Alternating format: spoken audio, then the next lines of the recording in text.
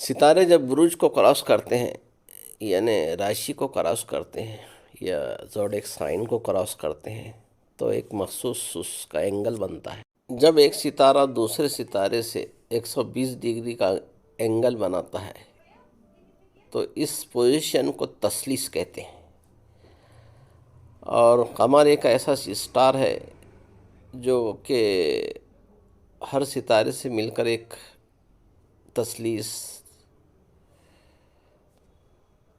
مقابلہ، تربی ایسی پوزیشن میں آتا ہے۔ تو آج جاننے کی کوشش کرتے ہیں کیا کون سے ستارے کے کیا اثرات مرتب ہوں گے اور کون سے عمل کیا جا سکتا ہے۔ اسی طریقے سے جب ایک ستارہ دوسرے ستارے کے ایک دم مد مقابل آ جاتا ہے تو 180 ڈگری کا اینگل بنتا ہے۔ اس پوزیشن کو ہم مقابلہ کہتے ہیں، اور اس کے بھی ایک مخصوص اثرات مرتب ہوتے ہیں جس کے بارے میں ہم جاننے کی کوشش کریں گے اس ویڈیو میں۔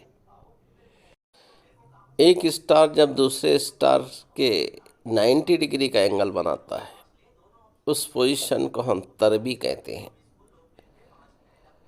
اور اس کے بھی ایک مخصوص اثرات مرتب ہوتے ہیں اور اس میں مخصوص قسم کے اعمال کیے جا سکتے ہیں۔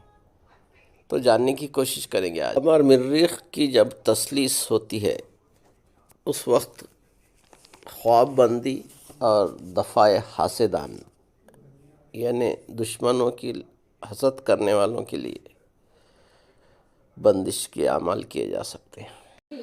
اسی طریقے سے قمر مشتری کی جب تثلیث ہوتی ہے تو اس وقت ترقی ہے جاہ و جلال، حصول زر و مال، نفع کاروبار، اس طرح کے اعمال کیے جا سکتے ہیں۔ اسی طریقے سے قمر اور زحل کے جب تسدیس ہوتی ہے اس وقت ترقی زراعت، یعنی جو کھیتی باڑی کا جو رہتا ہے زراعت، اور وہ بقائے جائیداد اسٹیبلٹی ہے نا اس میں، اس طریقے سے کے کام اس میں کیے جا سکتے ہیں۔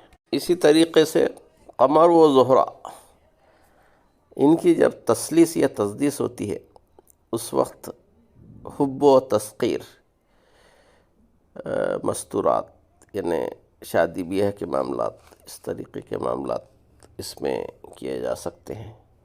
اسی طریقے سے قمر و عطارد، قمر اور عطارد، کیونکہ عطارد ایک ایجوکیشن کا اسٹار ہے، تو ان کی جب تثلیث ہوتی ہے اس وقت تسخیر اہل قلم اور وصل معشوق، اس طرح کے اعمال کیے جا سکتے ہیں۔ اسی طریقے سے قمر و شمس، ان کی تثلیث یا تسدیس ہوتی ہے